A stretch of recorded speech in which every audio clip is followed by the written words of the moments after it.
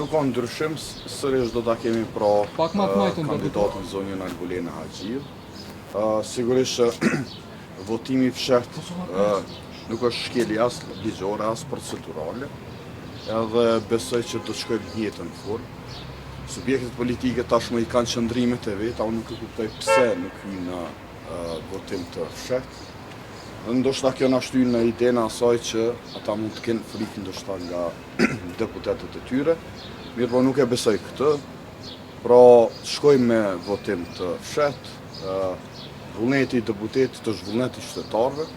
Prandaj edhe ta zhbllokojmë këtë pjesë për të kaluar te pjesa e qeverisë. A do të bëni iniciativë për të takuar sërish apo për të ftuar parti politike që kemi parë më Po kjo çështje është e kryetarit tashmë, kryetarit tonë, kryeministrit Kurti, i cili besoj që e pati iniciativë të tillë, duke i thirrë liderët që të konsultohet.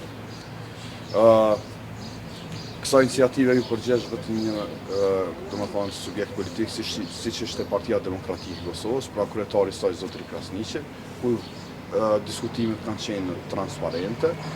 Aty nuk u përgjesh pra Lidha Demokratike e Kosovës, madje e konsideroj si humor. Unë mendoj që duhet gjenden mënyra, rrugë, tentime të ndryshme që ta zhvillojmë këtë situatë. Pse ju përdorni votimin e fshehtë?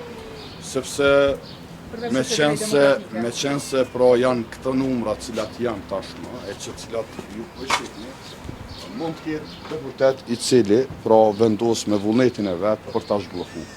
Sepse subjektet politike pra kanë qëndrimet e tyre mbajnë anë, ndoshta thash në vullnetin e tyre politik, mund të jetë ndonjëri i cili pra vendos që ta zgjedhë kryetarin e kuvendit, të konstituohet pra kuvendin tërësi dhe të vazhdojmë procedura tjera. Keni biseduar me ndonjë deputet individualisht, po ha mendoni që mund të ketë tillë? Po ne po e lëm në vullnetin e lirë të deputetit, vullneti i lirë i deputetit është vullneti qytetarëve. I falenderoj shumë.